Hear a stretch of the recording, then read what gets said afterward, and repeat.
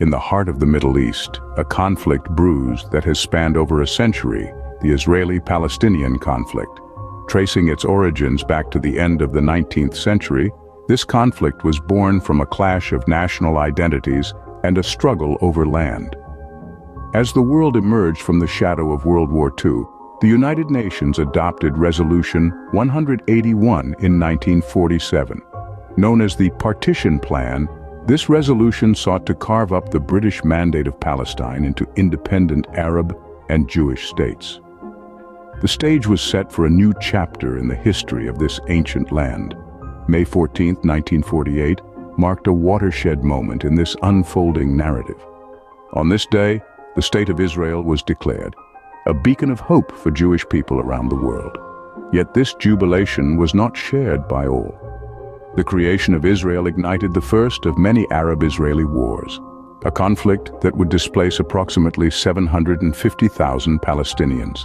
When the dust settled in 1949, the land was divided into three parts: the State of Israel, the West Bank of the Jordan River, and the Gaza Strip. Each of these territories would become a focal point of the ongoing conflict, a testament to the deep-rooted issues at play.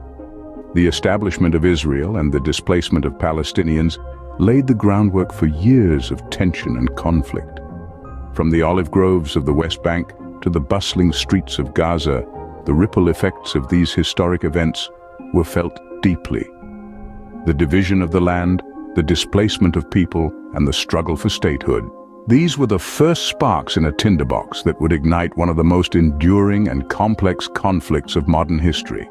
The Israeli-Palestinian conflict is not just a dispute over land. It is a testament to the enduring power of national identity and the human struggle for self-determination.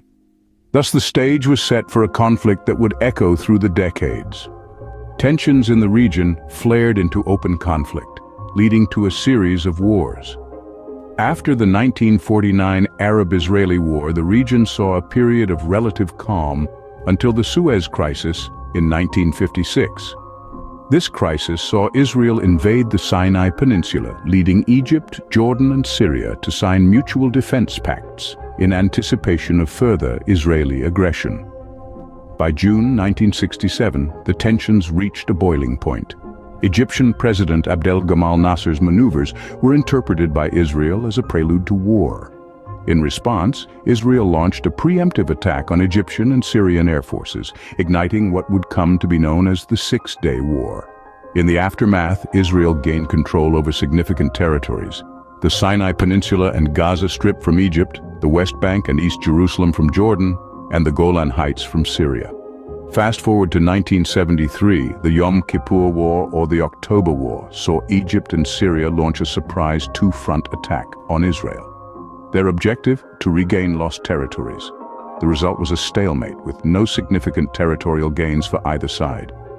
Despite this, Egyptian President Anwar al-Sadat declared the war a victory for Egypt, as it opened up the possibility of negotiations over the previously ceded territory. This led to the Camp David Accords in 1979.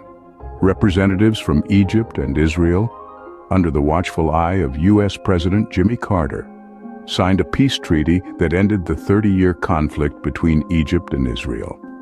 This historic agreement marked the first time an Arab country recognized the State of Israel, and in return, Israel agreed to withdraw from the Sinai Peninsula. However, the accords were not able to resolve all issues. The question of Palestinian self-determination, an issue that had been at the heart of the conflict from the beginning, was left unresolved.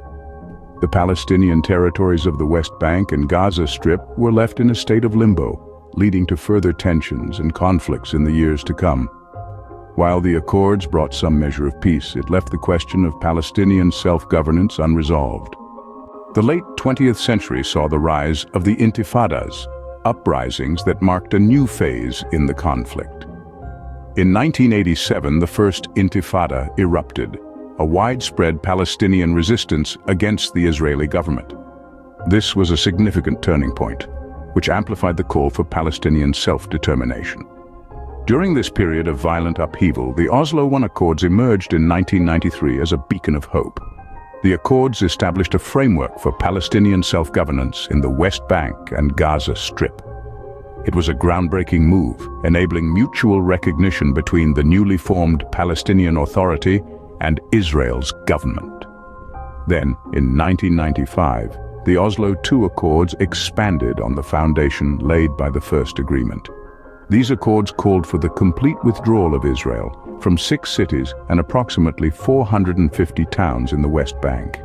This was a significant stride towards peace, offering a glimmer of hope in the midst of a turbulent conflict. However, peace was short-lived. In 2000, the Second Intifada was ignited, sparked by a combination of Palestinian grievances over Israel's control over the West Bank, a stagnating peace process, and the contentious visit of then Israeli Prime Minister Ariel Sharon to the Al-Aqsa Mosque, the third holiest site in Islam. This uprising, which lasted until 2005, was marked by an escalation in violence. It was in response to this that the Israeli government approved the construction of a barrier wall around the West Bank in 2002. This move sparked international controversy, with opposition from the International Court of Justice and the International Criminal Court. The wall became a potent symbol of the ongoing conflict and the enduring struggles for peace. The Oslo Accords offered a glimmer of hope, but the Second Intifada and the barrier wall kindled the flames of conflict once more. Despite the attempts at peace, the Israeli-Palestinian conflict endures, a testament to the complex and deeply rooted issues at its heart. The 21st century brought fresh challenges and attempts at peace. As we moved into the second decade of the new millennium, in 2013, the United States took a bold step. They sought to breathe new life into the peace process between the Israeli government and the Palestinian Authority in the West Bank. Yet the path to peace is never straightforward. In fact, just a year later, in 2014, the landscape shifted dramatically. Fatah, the ruling party of the Palestinian Authority, formed a unity government with its rival faction, Hamas. This unexpected alliance caused ripples of concern and disrupted the ongoing peace talks. These developments remind us that the Israeli-Palestinian conflict is a living, evolving entity, shaped and reshaped by the actions of its key players. Today, the Israeli-Palestinian conflict remains a complex issue, with peace elusive, yet a shared aspiration. This journey through the timeline of the Israeli-Palestinian conflict illuminates a century-long struggle. From the origins in the late 19th century, through wars and accords, intifadas and peace processes, we're reminded of the enduring complexity of this dispute. It's a tale of two peoples, both resilient in their claim to the land, both hopeful of a peaceful resolution. As we look to the future, the path to peace remains unclear. But the history of the conflict serves as a testament to the resilience and the enduring hope of both Israelis and Palestinians.